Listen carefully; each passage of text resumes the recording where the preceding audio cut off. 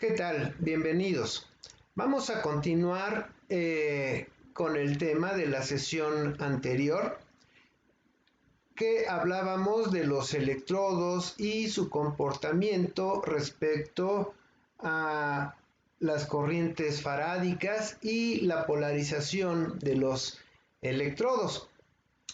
Entonces, platicábamos que los electrodos tienden a seguir las leyes de Faraday.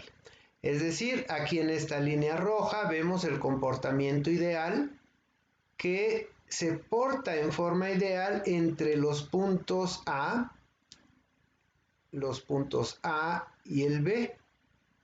Vean cómo sigue un comportamiento lineal. Sin embargo, después de estos puntos empieza a desviarse de su comportamiento ideal, y esto es debido al efecto de la polarización que sufren los electrodos, como lo comentamos la sesión anterior. De modo que vean aquí el efecto. Por ejemplo, idealmente yo necesito este potencial que ponemos aquí para obtener esta corriente. Sin embargo, debido a la polarización de los electrodos en una celda electrolítica, por ejemplo, debo de añadir un potencial más alto del ideal. Ese incremento del potencial vamos a llamarle nu. ¿De acuerdo? De modo que tengo que añadir un escalón más de potencial, nu, para obtener la misma corriente, y esto es debido a el efecto de polarización, ¿verdad? Esto en las celdas electrolíticas. En las galvánicas, pues va a ser lo inverso. Voy a tener que bajar un poco más el potencial, otro factor nu, para que se produzca lo mismo. Bien, entonces estábamos en esto. La mitad superior de la curva anterior da la relación corriente-voltaje cuando la celda funciona como una celda electrolítica. La mitad inferior describe su comportamiento como celda galvánica.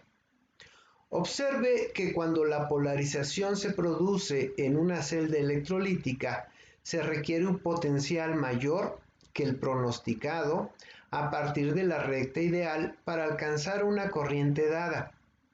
De manera similar, la polarización de una celda galvánica produce un potencial que es menor que el esperado.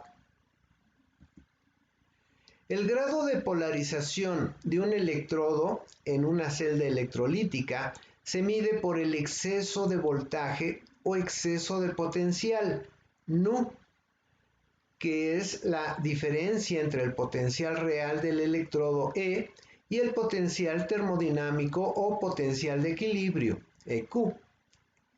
Es decir, con esta relación.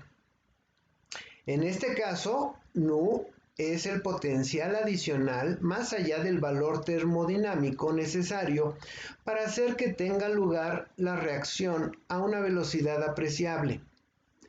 En el caso de las reacciones catódicas, en las que el potencial en equilibrio es negativo, E tiene que ser más negativo que el potencial de equilibrio y nu es negativo, como en el caso de las celdas galvánicas que vimos en el diagrama. En el caso de las reacciones anódicas, en las que el potencial de equilibrio es positivo, como en las celdas electrolíticas, el potencial tiene que ser más positivo que el potencial de equilibrio y nu es positivo. Bien, vamos a hablar de potenciometría. En el curso anterior se estableció que los valores absolutos de los potenciales de semicelda individuales no pueden determinarse en el laboratorio, Recuerden ustedes, en el curso de bioinstrumentación llegamos a hablar de los electrodos y el potencial de media celda, y que había una convención mundial de tomar como referencia el electrodo de hidrógeno, ¿verdad? Es decir, experimentalmente solo se pueden medir los potenciales de celda relativos. En la figura 2 se muestra una celda típica para el análisis potenciométrico. Esta es la figura 2. Entonces, vean, aquí tenemos un potencial, un electrodo de referencia, que es este, y su potencial lo vamos a referir como EREF. Recuerden ustedes que el electrodo de referencia, que puede ser un electrodo de hidrógeno, de cloruro de plata cloruro de plata o bien de calomelanos, tienen una solución interna dentro. Suelen tener, por ejemplo, si es un electrodo de plata cloruro de plata, tiene aquí un pequeño electrodo de plata cloruro de plata, y aquí hay un puente salino, es una pastilla de un tipo de sal, de modo que aquí tenemos este electrodo que se toma de referencia. Se tiene la solución del analito y otro electrodo metálico indicador. A este nos vamos a referir como E-IND, de indicador, ¿verdad? Aquí en el puente salino, recuerdan que habíamos visto en un puente salino los dos vasos con sus electrodos, y para que la solución de aquí no se mezcle con la solución de acá, pero sí haya una conexión, se pone un puente salino, ¿verdad? Hagan de cuenta que este puente salino es esta pastilla que está aquí, ¿de acuerdo? De modo que, como si este matraz con este electrodo y la solución interna fuera todo este electrodo, ¿ok? Entonces, en esta figura se muestra una celda típica para el análisis potenciométrico. Esta se puede representar como el potencial del electrodo de referencia. Aquí tengo una raya vertical que, si recuerdan, veíamos que es el cambio de fase del electrodo de referencia con, en este caso, el puente salino, EJ de junction, de unión, otra unión, otro cambio de fase, la solución del analito, otro cambio de fase que es la transición de la solución del analito con el electrodo indicador, que nos vamos a referir a él como el potencial IND. En este diagrama, el electrodo de referencia es una semicelda con un potencial de electrodo que se conoce con exactitud RF, potencial del electrodo de referencia, que es independiente de la concentración del analito o de otros iones cualesquiera que estén en la solución que se desea estudiar. Bien, aquí tenemos nuestro sistema. El electrodo indicador, el cual está sumergido en una solución de analito, produce un potencial EIND que depende de la actividad del analito. La mayor parte de los electrodos indicadores que se utilizan en la potenciometría son selectivos en sus respuestas, es decir, responden muy favorablemente con los iones que son de nuestro interés y casi no reaccionan o responden muy poco con otros iones que no nos interesan. El tercer componente de una celda en potenciometría es un puente salino que evita que los componentes de la solución del analito se mezclen con los del electrodo de referencia. Se forma un potencial en las uniones líquidas en cada extremo del puente salino.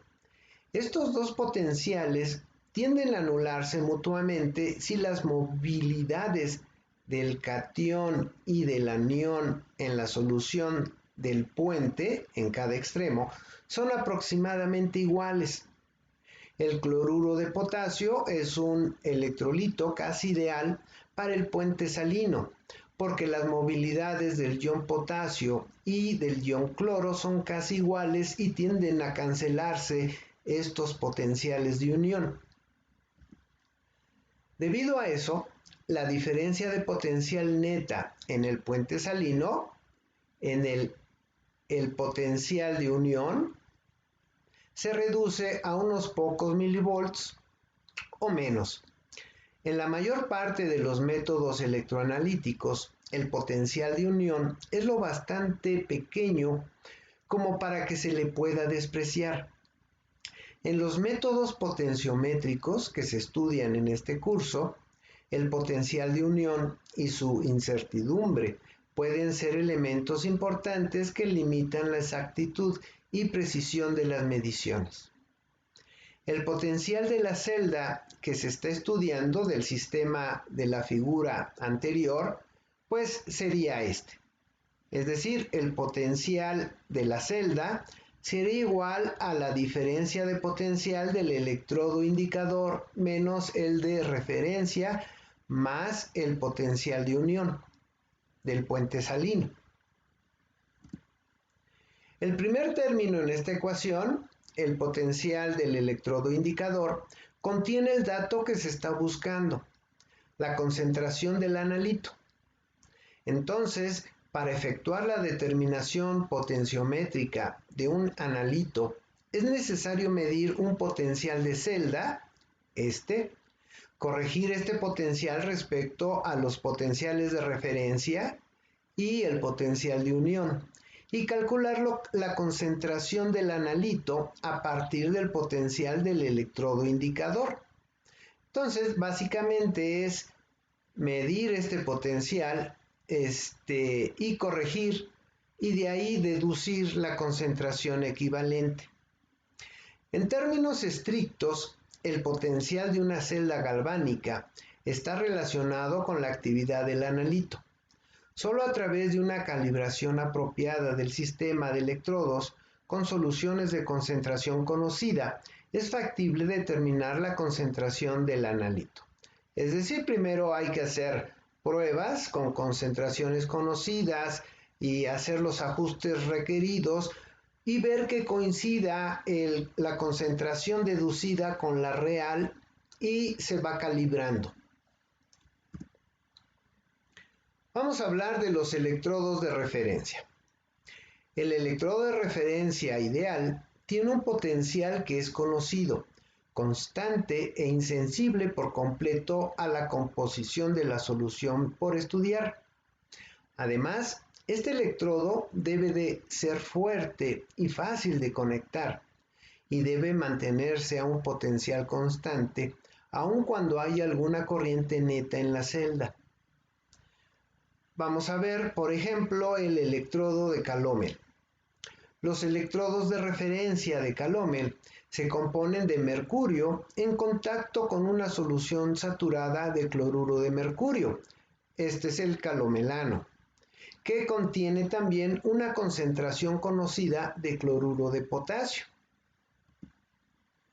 Las semiceldas de calómel se pueden representar como sigue. Vean, aquí tengo el mercurio, aquí tengo en calomelano saturado y mezclado con cloruro de potasio. Vean, aquí tengo las dos rayas de cambios de fase del puente salino, donde X, esta de aquí, representa la concentración molar de cloruro de potasio en la solución. El potencial de electrodo para esta semicelda está determinado por esta reacción. Vean, tengo el cloruro de mercurio que con dos electrones, se convierte en 2 moléculas de mercurio y 2 de cloro. Y viceversa, ¿verdad? Y depende de la concentración X del cloruro. Por consiguiente, dicha concentración debe especificarse en la descripción del electrodo. Es decir, noten ustedes que aquí ya vemos la traducción de la reacción con corriente eléctrica. Y ya ustedes manejando la corriente eléctrica, pues van a hacer todo lo que quieran. Aquí tenemos un diagrama, una imagen de un electrodo de calomelanos. Vean ustedes, aquí tiene un orificio de llenado del cloruro de potasio, su conexión, el cable eléctrico, mercurio, la pastilla de calomelanos, la solución de cloruro de potasio. Aquí tenemos el puente salino. Los calomelanos en su forma mineral viene así. Estos son calomelanos en su forma mineral, como se encuentra. Bien, vamos a hablar de los electrodos de plata, cloruro de plata. El electrodo de referencia más ampliamente comercializado consiste en un electrodo de plata sumergido en una solución de cloruro de potasio que se ha saturado con cloruro de plata. Vean ustedes, aquí tengo el electrodo de plata, un cambio de fase y cloruro de plata saturado. También con cloruro de potasio a cierta concentración. Y después viene el puente salino. El potencial del electrodo está determinado por la semirreacción que vemos aquí. El cloruro de plata, si le añadimos electrones, se cambia a esto, ¿sí? A plata más cloruro y viceversa. Por lo regular, este electrodo se prepara con una solución saturada o con una 3.5 molar de cloruro de potasio. Los electrodos de plata, cloruro de plata, tienen la ventaja de que pueden utilizarse a temperaturas superiores a 60 grados centígrados, mientras que los electrodos de calomel, pues no. Por otra parte, los iones mercurio reaccionan con menos componentes de las muestras de los iones de plata, que, por ejemplo, pueden reaccionar con las proteínas. Tales reacciones pueden causar el taponamiento de la unión entre el electrodo y la solución de analito. Entonces, se utiliza mucho los electrodos de plata, cloruro de plata, más que nada por los costos también y que, bueno, son un poco más versátiles. No tienen la definición como los electrodos de hidrógeno o los de calomelanos, pero son más rendidores y más accesibles. Bien, vamos a hablar de los electrodos indicadores de membrana. Se puede conseguir en el comercio una amplia variedad de electrodos de membrana que permiten la determinación rápida y selectiva de numerosos cationes y aniones mediante mediciones potenciométricas directas. A menudo, los electrodos de membrana se denominan electrodos selectivos de iones cuando a la gran capacidad de discriminación de la mayor parte de estos dispositivos. Es decir, estos tienen una membrana que suele ser de silicio o vaya, un tipo de vidrio poroso y que debido a esos tamaños de poros son muy selectivos con ciertos analitos. También se les llama electrodos de p-ion, potencial selectivo de iones, debido a que su respuesta se registra casi siempre como una función P, como pH, pCa, PnO3 de los nitratos. La tabla 1 contiene una lista de los diversos tipos de electrodos de membrana selectivos de iones que se han producido. Esta tabla que vamos a ver en un momento. Estos difieren en la composición física o química de la membrana. El mecanismo general por el cual se forma en estos dispositivos un potencial selectivo de iones depende de la naturaleza de la membrana y es por completo diferente del origen del potencial en los electrodos indicadores metálicos. A ver, un segundo. Ya se ha visto que el potencial de un electrodo metálico tiene su origen en la tendencia que existe en la superficie de este a que se produzca una reacción de óxido-reducción. En los electrodos de membrana, por el contrario, el que se observa es un tipo de potencial de unión que se desarrolla en la membrana que separa la solución de analito de la solución de referencia. Entonces, vean, aquí tenemos varios tipos de electrodos de membrana, aquí de membrana cristalina, como cristal único, para las mediciones de fluoruro de lantano, para iones flúor. También tenemos de tipo policristalino o mezcla de cristales, para mediciones de sulfuro de plata, de iones de azufre y iones de plata. También tenemos electrodos de membrana no cristalina, que pueden ser de vidrio para mediciones de sodio e hidrógeno, también líquido, de modo que son intercambiadores de iones para calcio y para potasio. También electrodos líquidos inmovilizados en un polímero rígido. Esto lo vamos a ver más adelante. Para mediciones de iones de nitratos y de calcio. De las propiedades de las membranas selectivas de iones.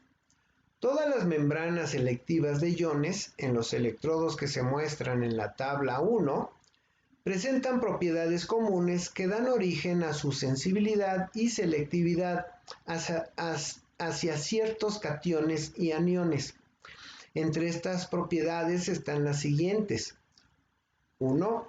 Mínima solubilidad. Una propiedad necesaria de un medio selectivo de iones es que su solubilidad en las soluciones de analito, generalmente acuosas, se aproxime a cero.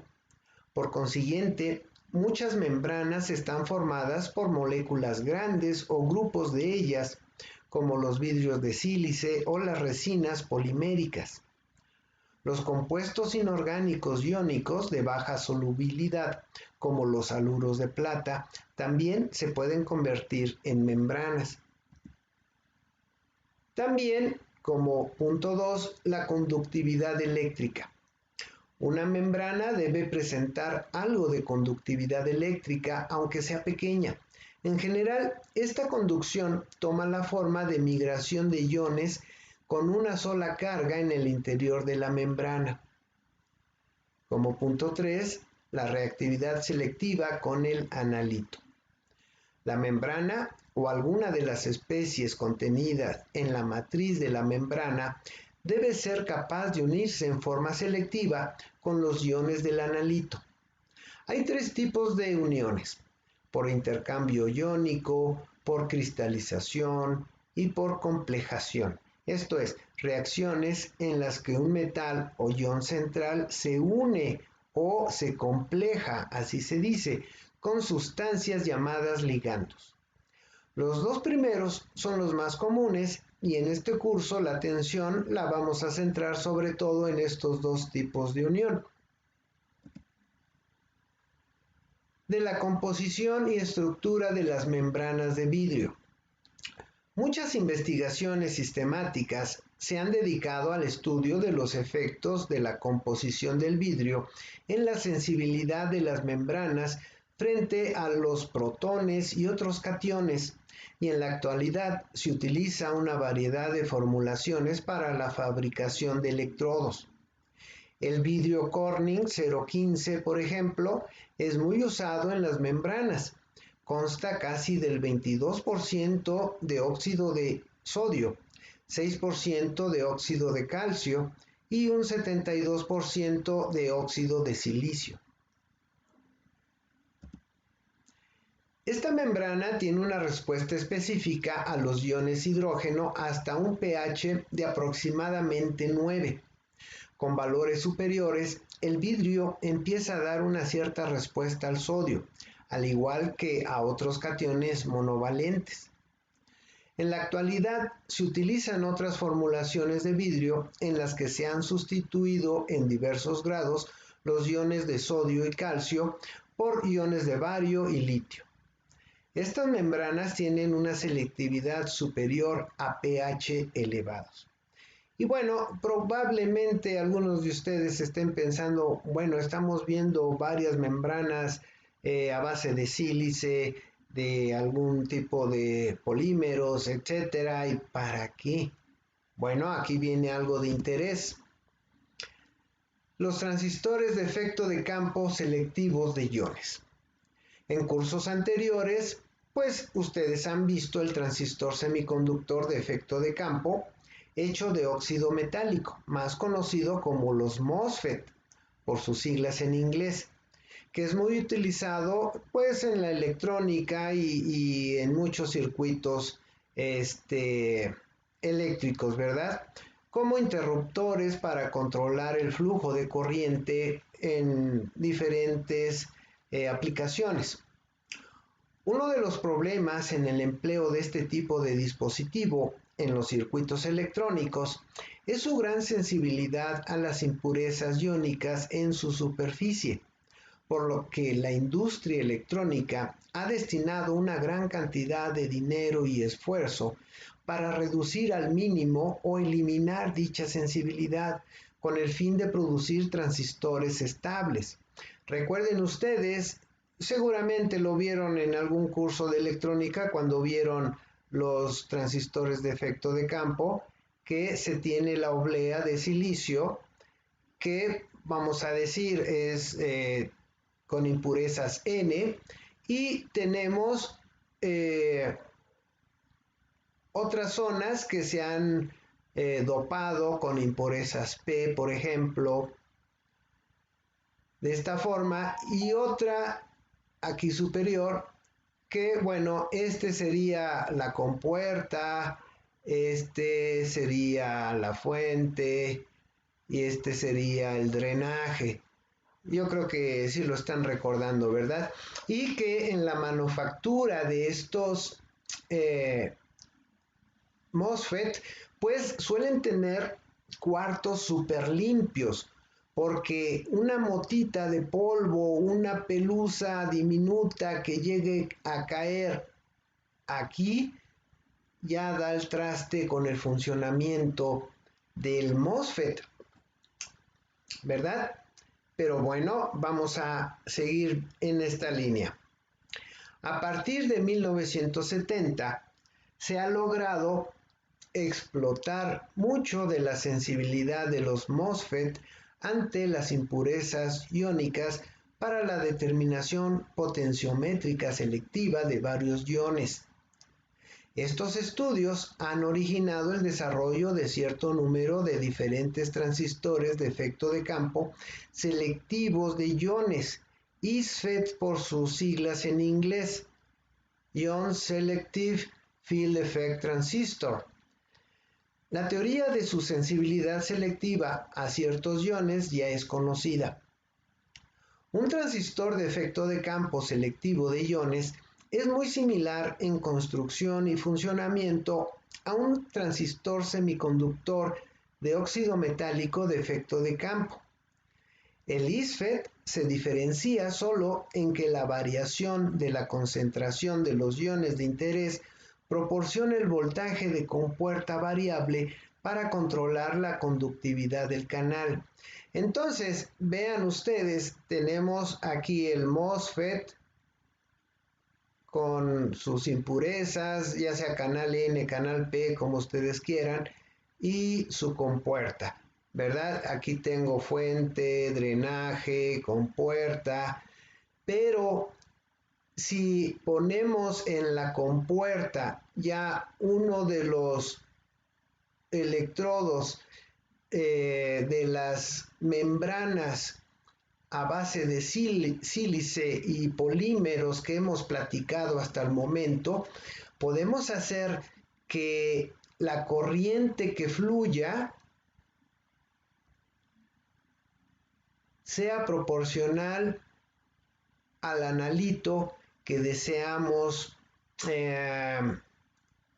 conocer su concentración, ¿verdad? Que claro, aislando el resto del MOSFET para que no le caiga analito a él y solamente exponiendo la compuerta que ya tiene una membrana de las que hemos hablado hasta ahorita, podemos hacer un pequeño laboratorio para medir la concentración de esa especie en particular. Como se muestra en la figura siguiente, en lugar del contacto metálico usual, la compuerta de un ISFET está cubierta con una capa aislante de nitruro de silicio. La solución de analito, que contiene iones hidrógeno en este ejemplo, está en contacto con esta capa aislante y con un electrodo de referencia. La superficie del aislante de la compuerta funciona de manera muy similar a la superficie de un electrodo de vidrio. Los protones procedentes de los iones de hidrógeno en la solución por estudiar son absorbidos en sitios microscópicos disponibles en el nitruro de silicio. Cualquier cambio en la concentración del ion hidróneo de la solución causa un cambio en la concentración de los protones absorbidos. Vean, aquí ya hay un dibujo mucho mejor de un ISFET. Vean, aquí se supone que todo esto tiene una capa aislante para que la solución bajo estudio no impregne toda esta parte del circuito. Aquí tenemos el drenaje, la fuente y la compuerta, ¿verdad? Y aquí ya tiene una membrana selectiva de iones como las que hablamos. De modo que si aquí se le pone la solución del analito, el flujo de corriente en mi ISFET va a ser proporcional a la concentración del analito que hay en la solución. Y claro, debemos de tener un electrodo de referencia. Permítanme un segundo. Ok.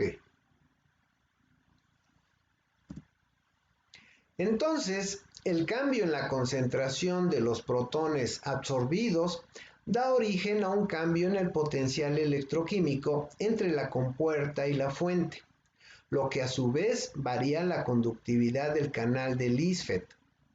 La conductividad del canal se puede controlar electrónicamente para proporcionar una señal que sea proporcional al logaritmo de la concentración de iones hidrógeno en la solución. Observe que todo el ISFET, excepto el aislante de la compuerta, está cubierto con un encapsulante polimérico para que todas las conexiones eléctricas queden aisladas de la solución del analito. de las aplicaciones de los ISFET. La superficie sensible a iones de un ISFET responde naturalmente a las variaciones en el pH, pero el dispositivo puede volverse sensible a otras especies si el aislante de nitruro de silicio de la compuerta se recubre con un polímero que contenga moléculas que tiendan a formar complejos con especies diferentes del ion hidronio. Además, se pueden fabricar varios ISFETs sobre el mismo sustrato, sobre la misma oblea, de modo que puedan efectuarse de manera simultánea múltiples medidas y de diferentes analitos. Para resaltar la exactitud y la confiabilidad, todos los ISFET pueden detectar las mismas especies o cada ISFET se puede cubrir con un polímero diferente de forma que puedan hacerse mediciones de varias especies diferentes. Entonces, vean las implicaciones de esto. Es decir, hagan de cuenta, se puede hacer un chip que tenga varias ventanas. Hagan de cuenta, este es un chip y que tenga varias ventanas, que son las compuertas de varios ISFETs, y que aquí se le ponga la solución, ¿verdad?